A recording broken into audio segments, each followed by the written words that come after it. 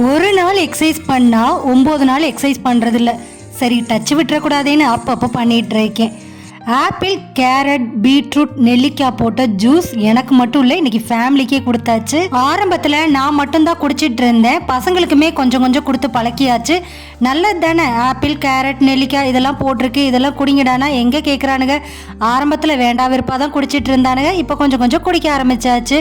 Morning பிரேக்ஃபாஸ்ட்டுக்கு ஆப்பம் பண்ணியிருந்தேன். ஆப்பம், தேங்காய் சட்னி ரொம்பவுமே நல்லா இருந்துச்சு. மத்தியானம் இந்த அடிக்கிற வெயிலுக்கு கம்மங்கூழுங்க, எங்கே சோறுலாம் இறங்குது.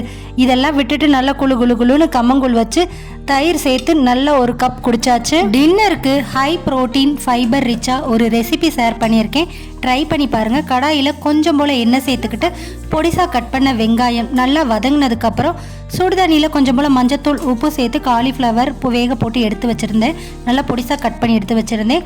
அதையும் சேர்த்து நல்லா ஒன்று போல் மிக்ஸ் பண்ணிக்கோங்க. கொஞ்சம் போல் உப்பு சேர்த்துட்டு 2 முட்டை சேர்த்து நல்லா ஒன்று போல் மிக்ஸ் ஆனதுக்கப்புறம் சிக்கன் மசாலா, மிளகுத்தூள் சேர்த்து அதையும் ஒன்று போல் மிக்ஸ் பண்ணி எடுத்தால் ரொம்ப ரொம்ப டேஸ்டான ஒரு ரெசிபி ரெடி. வெறுமனே கூட நீங்கள் சாப்பிட்லாம், சப்பாத்திக்கு கூட வச்சு சாப்பிட்லாம். நான் நைட்டு டின்னருக்கு வெறுமனே தான் வச்சு சாப்பிட்டேன். ட்ரை பண்ணி பாருங்கள், ஃபுல் ஃபில்லிங்காக இருக்கும். கண்டிப்பாக ட்ரை பண்ணி பாருங்கள். இது போல் வீடியோஸ்க்கு நம்ம சேனலை லைக் பண்ணி சப்ஸ்கிரைப் பண்ணி வச்சுக்கோங்க. நெக்ஸ்ட் வீடியோவில் மீட் பண்ணுவோம். பாய்.